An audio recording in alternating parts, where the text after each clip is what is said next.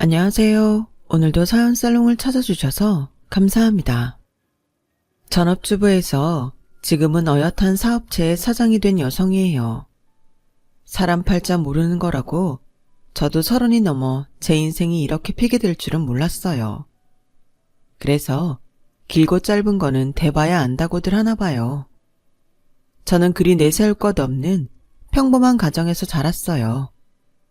부지런하게 살아오신 부모님 덕분에 생활이 궁색했던 건 아니지만 학자금 대출 없이는 대학 공부를 하기 힘든 형편이었어요. 그래서 일찍부터 경제관념 하나는 제대로 익히고 살아왔죠. 20살까지는 부모님 도움으로 살아왔다고 해도 이후부터는 제 힘으로 살아야 한다는 생각을 일찍부터 갖게 되었으니까요. 그건 제 남편도 마찬가지였어요. 남편은 3남 중 둘째였는데 어릴 때 형이 일찍 세상을 떠난 후로 줄곧 마지노릇을 하고 살았거든요. 형의 빈자리를 채우기 위해 부모님께 투정 한 번 안 하고 자랐다고 하더군요. 그래서 그런지 남편은 늘 가족에 대한 책임감에 눌려 사는 것 같았어요. 우리 부부가 처음 만난 건 제가 입사를 하고 2년이 조금 넘은 시점이었어요. 제 첫 사수였던 당시 대리님이 자기 대학 동창을 소개시켜 주셨는데 그 상대남이 바로 남편이었거든요. 내 동기라서 그러는 게 아니라 정말 괜찮은 놈이야. 지민 씨랑 성향도 비슷해서 말도 잘 통할걸? 말씀은 감사하지만 전 아직 누굴 만날 생각이 없어서요. 더군다나 같은 회사 사람은 좀... 우리 회사가 사내 연애 금지하는 데도 아닌데 무슨 걱정이야. 나도 우리 와이프랑 사내 연애해서 결혼했잖아. 걱정 말고 편하게 한번 만나봐. 잘 안 돼도 부서도 다른데 뭐 어때? 마주칠 일도 없을 텐데. 그렇게 사수의 손에 이끌려 약속 장소로 나가게 되었어요. 남편의 첫인상은 썩 괜찮았어요. 나이에 비해 점잖고 인상도 좋았거든요. 남편도 제가 싫지는 않은 모양이었어요. 하지만 결과적으로 소개팅은 잘 되지 않았어요. 당시에 우리 둘 다 연애나 결혼에는 생각이 없었거든요. 그래서 첫 만남 이후 따로 연락도 하지 않았어요.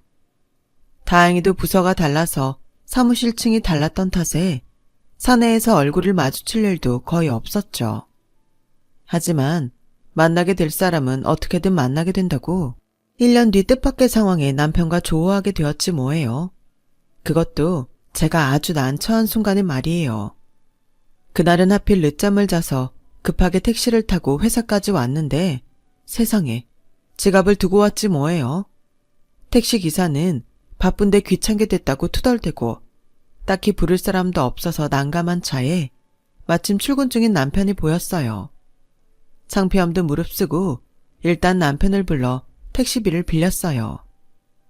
1년 만에 이런 식으로 다시 보게 되다니 정말 창피해서 쥐구멍이라도 숨고 싶은 심정이었죠. 다음날 출근하자마자 남편네 부서로 찾아가 택시비를 건넸더니 대뜸 이러더라고요. 택시비 대신 내 부탁 좀 들어줄래요? 부탁이라고 하길래 전 그냥 간단한 심부름 같은 걸 생각했는데 글쎄. 네? 여자친구 행세를 해달라고요? 저희 부모님이 자꾸 선을 보라고 하셔서요.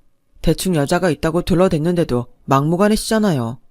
사귀는 여자 얼굴이라도 봐야 되겠다고 하셔서 부탁 좀 드릴게요. 솔직히 고작 택시비 15,000원 빌리고 가짜 애인 노릇을 한다는 건 말이 안 되는 일이었어요. 싫다고 거절해도 상대가 뭐라고 할 상황은 아니었죠. 그런데 그때는 왜 그랬는지 모르겠지만 해주고 싶더라고요. 그래서 그 주 주말에 남편과 함께 시부모님을 뵈러 나갔어요.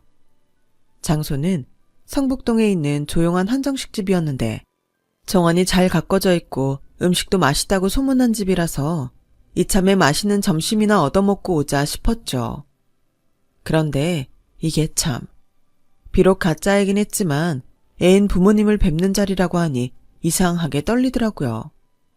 눈앞에 놓인 산의 진미가 그림의 떡처럼 느껴질 정도로요. 시부모님은 제 머리끝부터 발끝까지 샅샅이 훑어보는 것 같았어요. 당신들 며느리감으로 손색이 없는지 가늠하셨을 테죠. 그 모습에 남편은 저보다 더 민망해하며 자기 부모님한테 눈치를 주더군요. 두 분이 그렇게 빤히 보시니까 이 사람이 밥을 못 먹잖아요. 사람 밥 좀 먹게 그만들 하세요. 그리고는 제 손을 꼭 잡아주며 신경 쓰지 말고 천천히 먹으라고 다정히 말해주었어요.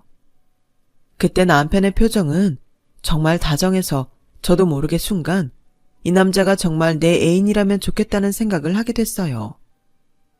식사를 하는 내내 어머님은 언제 식을 올릴 거냐며 결혼 압박을 하셨고, 아버님도 만만치 않게 이세 얘기까지 꺼내시며 마치 당장이라도 저를 며느리로 맞아들일 준비가 된 것처럼 말씀하셨어요. 인상도 마음에 들고 참한 게 내 마음에 쏙 드는구나. 그래, 우리 성민이랑은 1년 넘게 사귀고 있다고? 1년 사귀었으면 연애도 충분히 했으니 바로 식을 올려도 되지 않겠니? 아우, 이도 참. 아직 상견례도 안 했는데 벌써 식을 올려요. 아가, 네 시아버지가 성격이 급해서 그러니 이해해 다오. 그래도 말이다. 이왕이면 30 전에 애를 낳는 게 좋지 않겠니? 젊을 때 낳아야 산모 몸에도 무리가 덜 가고 애 키우는데 덜 힘들거든. 어머머, 내가 주책이지? 아직 성민이가 청혼도 안 한 모양인데. 두 분은 쿵짝을 맞춰가며 결혼을 닥달하셨고, 그 바람에 저도 남편도 얼굴이 벌개져서는 밥이 입으로 들어가는지 코로 들어가는지 모를 정도였어요. 식사를 마치고 시부모님이 돌아가시자 남편이 어쩔 줄 몰라 하며 몇 번이나 사과했어요. 지민씨, 정말 미안해요. 많이 불편했죠? 원래 저런 분들이 아니신데 오늘따라 유난히 결혼 압박을 하시네요. 내가 대신 사과드릴게요. 처음 소개팅을 하던 때와 달리 제 앞에서 쩔쩔매는 남편을 보니 괜히 장난기가 발동했어요. 그래서 뾰로통한 표정으로 이렇게 말했죠. 그렇게 미안하면 앞으로 1달간 점심 사세요. 그럼 용서해 드릴게요. 그저 장난처럼 한 말이 빌미가 돼서 우리는 그 후 1달간 점심을 같이 먹었어요. 그렇다고 매일 남편한테 점심을 얻어먹은 건 아니고 종종 제가 도시락을 싸가서 회사 근처 공원에 함께 앉아 먹기도 했어요. 그런데 신기한 건 젊은 남녀가 1달 내내 둘이서 점심을 같이 먹다 보니 없던 정도 쌓이더라고요.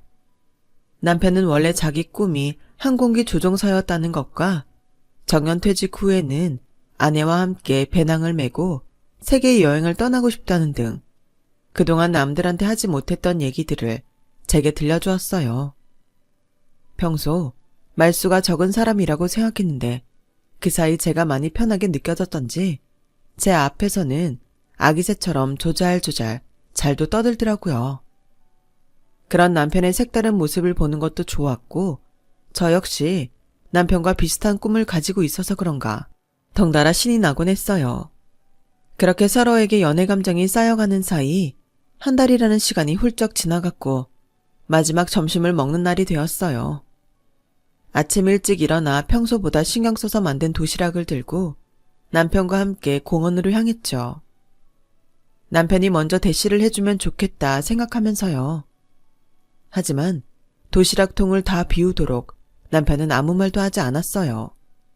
저도 남편 눈치를 보느라 말을 꺼내지 못했고요. 중이 제 머리 못 깎는다고 둘 다 답답하게 시간을 흘려보내고 있는데 마침 그때 제 사수가 점심을 먹고 회사로 돌아오다가 저희를 보곤 달려온 거예요. 내 이럴 줄 알았어. 둘이 그동안 비밀 연애하고 있었구나.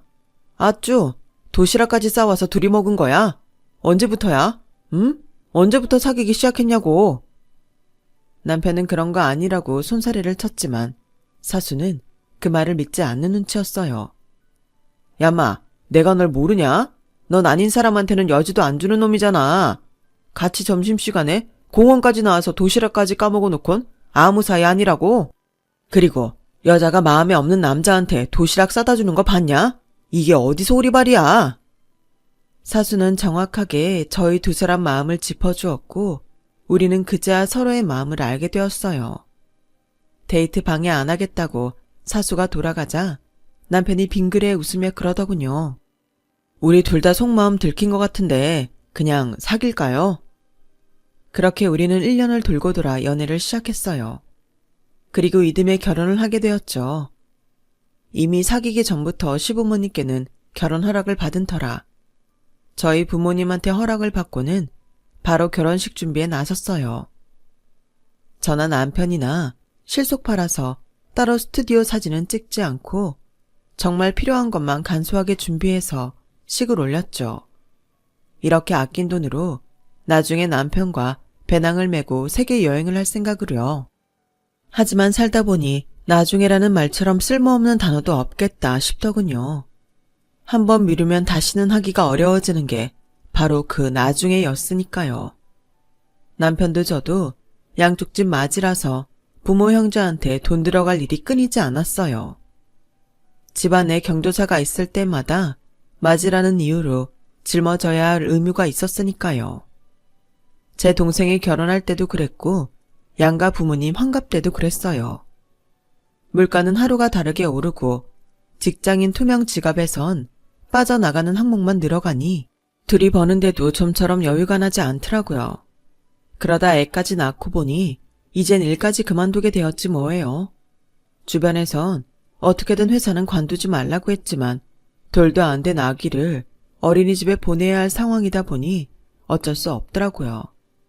저희 부모님은 두 분 다 맞벌이를 하고 계셔서 시간이 안 되시고 시댁은 아버님은 일을 하시고 어머님은 살림만 하시지만 체력이 안 되셔서 애를 봐주실 수가 없었거든요. 그래서 남편과 상의 끝에 금전적 손해를 보더라도 제가 일을 쉬고 애를 보기로 합의를 봤어요. 일단 애 좀 키워놓고 다시 일자리를 찾아보자 생각했죠. 그런데 그게 말이 쉽지 실제로는 여간 힘든 게 아니더라고요. 애가 젖을 떼고 뛰어다닐 나이가 되어서 다시 재취업 준비를 했는데 정말 단 한 곳에서도 오라는 곳이 없더라고요. 나이 어리고 쌩쌩한 신입도 아닌 몇 년간 집에서 살림만 하던 경력 단절녀를 누가 받아주겠어요. 그래도 어떡해요. 들어갈 돈은 많고 남편 혼자 벌어서는 생활이 힘드니 파트 알바라도 뛰면서 가게에 보탬이 되는 수밖에요. 친구가 하는 카페 알바부터 마트 판촉 알바, 도우미 알바까지 돈 되는 일이라면 어디든 달려갔어요. 처음 마트에서 판촉 알바를 할 때는 혹시라도 나를 알아보는 사람이 있으면 어쩌나 창피해서 얼굴을 가리기에 급급했는데 같이 일하는 아주머니들과 어울리며 사는 얘기를 하다 보니 그래도 내 한 몸 움직여서 먹고 살 수 있는 것도 복이구나 하는 생각이 들더라고요.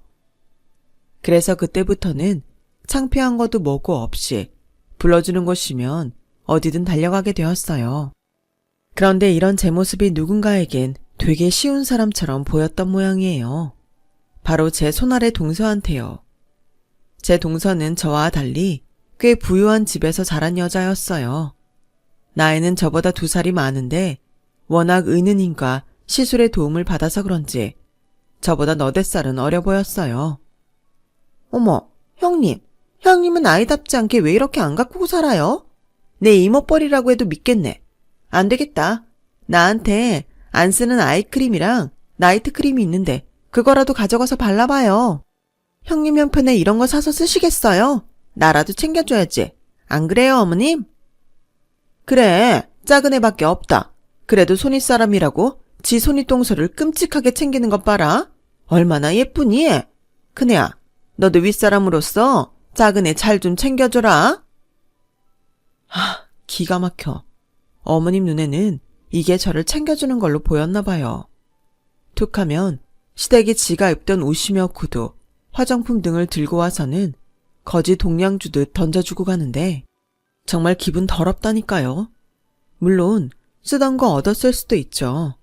그런데 동서가 주는 것들은 하나같이 당장 버려도 무방할 정도인 것들 뿐이라는 게 문제예요. 화장품도 유통기한이 한참 지난 것들에다가 옷도 유행 다 지난 데다 보풀까지 다 잃어서 집에서도 입기 꺼려지는 것들 뿐이고 신발도 제 발에 맞지 않는 것들 뿐인데도 시부모님 앞에서 갖은 생색 다 내며 저한테 쓰레기 처분하는 것 같다니까요. 생각해보면 동서는 처음부터 그랬어요. 신혼여행에 다녀오면서 가족 선물이라고 사왔는데 제 거는 앞치마를 사왔더라고요. 그것도 특별한 의미가 있는 앞치마가 아니라 대형 마트에서 파는 일반 앞치마를요. 그래도 선물이라고 사왔는데 싫은 티를 낼 수는 없어서 고맙다고 했더니 뭐라고 했는지 아세요? 고마우면 내 부탁 하나 들어줄래요? 어려운 건 아니고 이달 말에 집들이를 할 건데 음식은 홈파티 케이터링을 부르면 되지만 집 청소가 문제라서요. 내가 좀 예민해서 아무한테나 침실이랑 안방, 욕실을 맡기지 않거든요. 형님이 대신 와서 해주면 안 돼요? 고맙다면서 그 정도는 해줄 수 있잖아요. 이 여우 같은 게 꼴랑 몇천 원짜리 앞치마 하나 사주고는 지 집 청소를 시키더라니까요. 근데 웃긴 건 동서한테 명품 백을 선물로 받은 어머님이 나서서는 동서 편을 들었다는 거예요. 그게 뭐 어렵니? 안 그러니 큰애야. 남도 아니고 동서지간에 그깟 청소 좀 못해줘? 직장도 그만두고 집에서 빤빤히 노는 애가 그깟 거 못한다고 하면 안 되지? 그 자리에서 거절했다가는 저만 속 좁은 사람이 될 판이었어요. 그래서 마지못해 알겠다고 대답했죠. 그날을 시작으로 동서는 툭 하면 어머님을 앞세워 제게 이를 떠밀거나 저를 부려먹기 일쑤였어요. 그럼에도 찍소리 못하고 당하기만 했던 건 제가 금전적으로 동서만큼 시대게 하지 못하는 것 때문이었어요. 동서는 있는 집 자식답게 쌤씨미가 좋아서 툭 하면 어머님을 모시고 백화점에 가서 고가의 화장품이며 구두, 옷 등을 턱턱 사 안기곤 했지만 저는 1,000원짜리 몇 장 가지고도 벌벌 떠는 처지였으니까요. 처음 시집을 왔을 때는 누구보다 저를 아끼셨던 어머님이었지만 돈 앞에서는 가족이고 뭐고 없더라고요. 그저 누가 나한테 득이 되는지 그게 더 중요한 것 같았어요. 딱 하나, 동서가 저보다 못한 게 있다면 그건 바로 아이였어요. 동서는 시집 온 지 2년이 넘도록 임신이 안 돼서 아이 얘기가 나오면 정색을 하곤 했거든요. 그런데 얼마 전에 동서가 임신을 하면서 그마저도 채우게 되었죠. 동서가 임신했다는 소식에 동서 친정에서는 아파트까지 넓은 평수인 45평으로 옮겨주었어요. 애 키우려면 30평대는 좁다나요? 20평대에 살면서 애까지 키우는 저로서는 부러울 따름이었죠. 한편으로는 시댁 눈치도 보였고요. 특히 남편한테요. 그래서 잠자리에서 남편을 떠봤어요. 여보, 당신도 처가덕 보고 싶지? 애가 졌다고 40평대 아파트로 옮겨주는 처가 있으면 좋겠지? 당연히 좋지. 그럴 줄 알았어. 그러게 돈 있는 집 딸 만나서 결혼하지 왜 나랑 결혼했어? 괜히 심통을 내면서 팩 토라지자 남편이 그러더라고요. 그러는 당신은 왜 나랑 결혼했는데? 애초에 돈 있는 남자 만나서 40평대 아파트에 살았으면 됐잖아. 마찬가지야. 그러니까 괜히 남의 집 일에 신경 쓰지 마. 담담한 남편의 말에 그렇게 고마울 수가 없었어요. 우스갯소리로 남편을 남의 편의 줄임말이라고 하던데 저희 남편은 예외인 것 같아요. 사근사근하지는 않지만 정말 중요한 순간엔 늘 제 편이 되어주니까요. 하지만 남편에 대한 믿음만으로 행복한 결혼 생활을 할 수는 없더라고요. 주변에 저를 열받게 하는 인간이 있으니 말이죠. 동서가 임신을 하자 어머님은 저 때랑은 달리 먹을 것부터 이것저것 사서 동서 집에 드나드셨어요. 그럴 때면 꼭 저를 짐꾼으로 부르셨죠. 차라리 안 보면 모를까 나한테는 안 하던 것들을 제 앞에서 동서한테 하시니 정말 속에서 배알이 꼴리더라고요. 세상에 둘째야, 너 왜 이렇게 야위었니? 입덧 때문에 통 못 먹는 거니? 먹고 싶은 거 있으면 뭐든 다 말해라. 내가 언제든 만들어다 줄게. 제가 보기엔 별로 달라진 것도 없는데 어머님은 유난을 떠시더라고요. 실은 어머님, 제가 얼마 전부터 먹고 싶은 게 있긴 한데요. 말해도 되나 모르겠어요. 뭔데? 뭐든 괜찮으니까 말해보렴. 그게 말이죠. 예전에 형님이 만들어다 주신 식혜가 그렇게 먹고 싶지 뭐예요? 파는 거는 너무 달아서 못 먹겠고 딱 형님이 만들어주신 것만 생각이 나서요. 아우, 여우 같은 게 어째 그냥 넘어가나 했어요. 동서 말을 들은 어머님은 생각할 겨를도 없이 바로 그게 뭐 어렵니? 큰애야, 너 내일 둘째한테 식혜 좀 만들어다 줘라. 어머님, 저 내일 일 나가야 돼요. 오늘 어머님이 여기로 오자고 하셔서 알바자리 내일로 미뤘거든요. 동서, 미안한데 내가 나중에 만들어줄게. 됐어요, 형님. 마음에 없으시면 안 해주셔도 돼요. 저도 괜히 형님 불편하게 하면서까지 그거 먹고 싶지는 않네요. 동서는 팩 토라져서는 피곤하다며 안방으로 들어가 버렸어요. 그러자 어머님은 저를 노려보시며 한 소리 하셨죠. 너는 어쩌면 애가 그렇게 인정머리가 없니? 너는 애 안 가져봤니? 임신했을 때 먹고 싶은 거 못 먹으면 평생 한이 되는 거 알아 몰라? 평소에 둘째가 널 얼마나 챙겼니?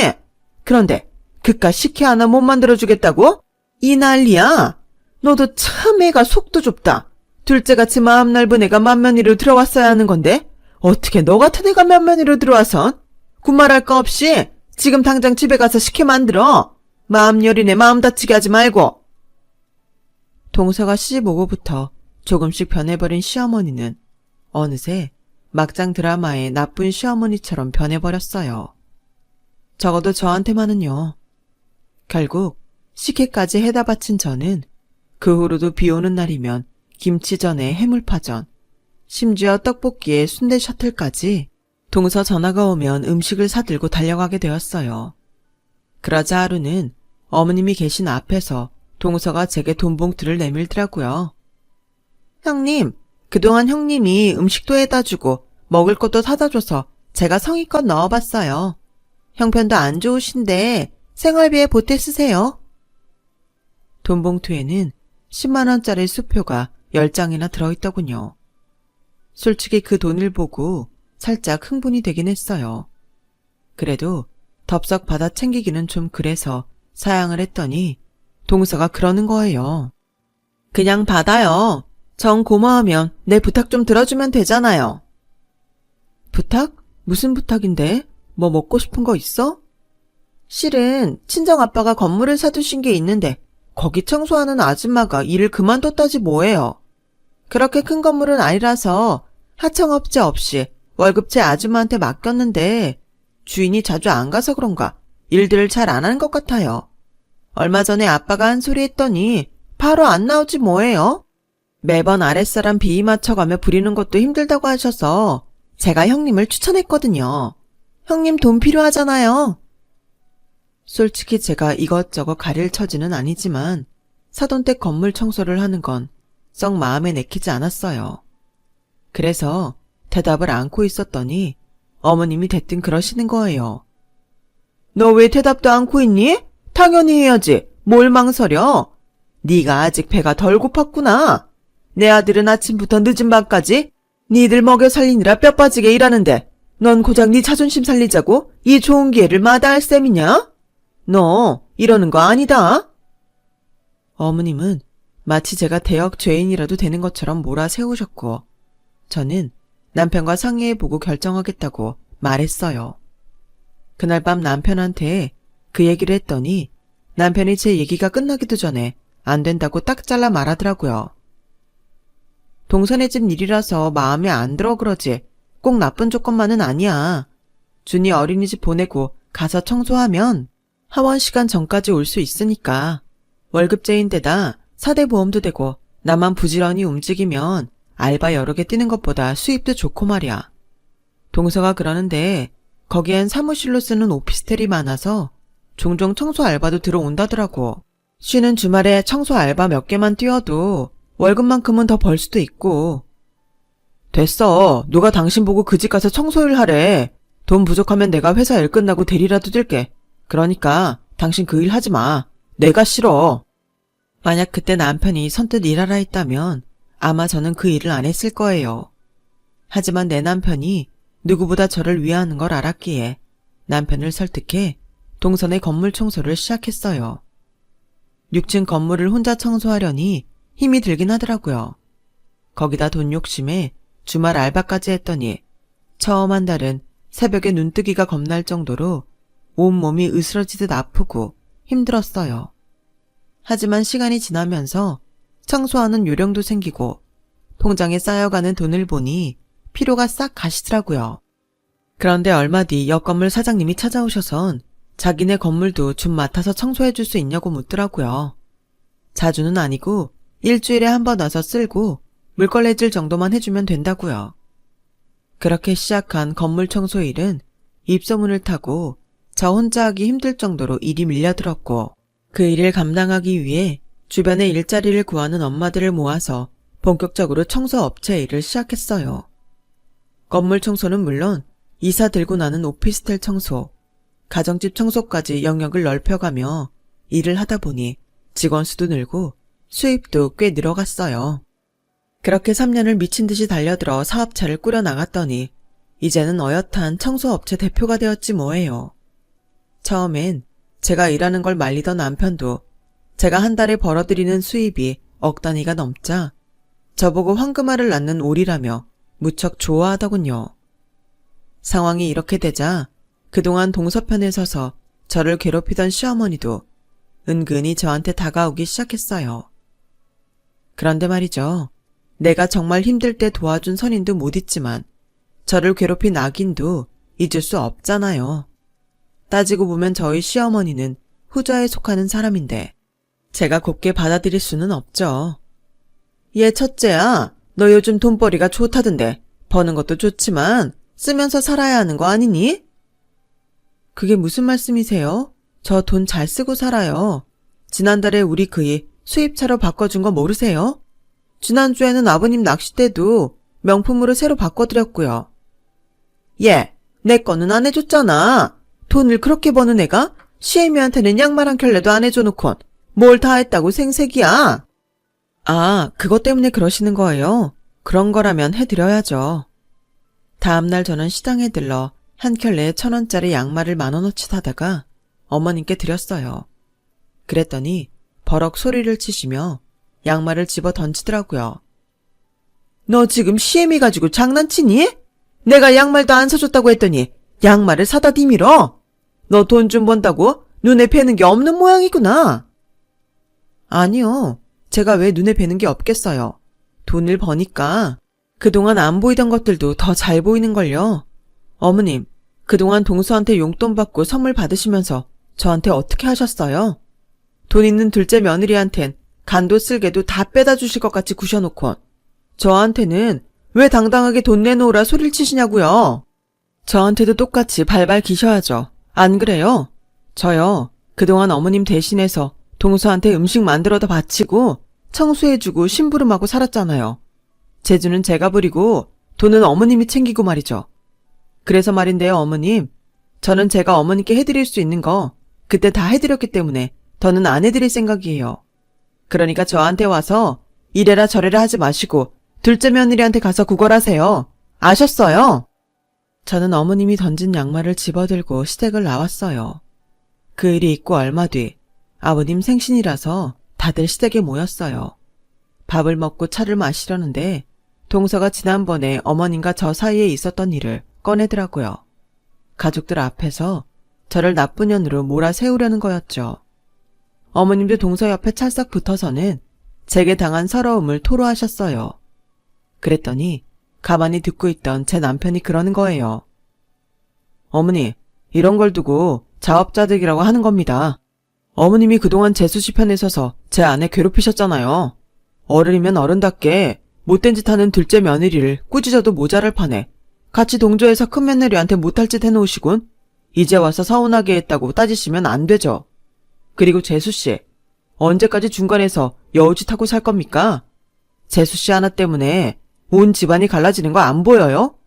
지금까지 인생을 어떻게 살아왔는지 모르겠지만 인사과에서 10년 넘게 일해온 제 눈에는 재수씨가 어떤 사람인지 다 보입니다. 그러니까 허튼 짓 그만하세요. 그가 몰라서 눈 감아준 거 아니니까요. 평소 큰소리 한 번 안 내던 남편이 어머님과 동서를 차례로 혼내자 아버님도 시동생도 제 남편 눈치를 보기 바빴어요. 하지만 누구 하나 나서서 어머님과 동서 편을 들어주는 사람이 없었죠. 그날 이후 저는 시댁에서 누구 눈치도 보지 않게 되었어요. 어머님도 동서도 제 남편 눈치 보느라 찍소리도 못하거든요. 게다가 저에게는 여차하면 등 뒤에 숨을 수 있는 든든한 제 남편이 있어서 겁도 안 나니까요. 30이 훌쩍 넘은 나이에 평생 내 편인 남편을 발견하고 내 자식한테 부끄럽지 않은 엄마로 살 수 있어서 저는 요즘 구름 위를 걷는 기분이랍니다. 지금의 행복을 잃지 않도록 앞으로도 열심히 살아갈 생각입니다. 여러분도 항상 건강하고 행복하세요. 지금까지 제 이야기를 들어주셔서 감사합니다. 여러분, 사연 댓글에 응원과 현명한 좀 부탁드려요. 좋아요와 구독은 저에게 큰 힘이 됩니다. 오늘도 좋은 일 가득하세요.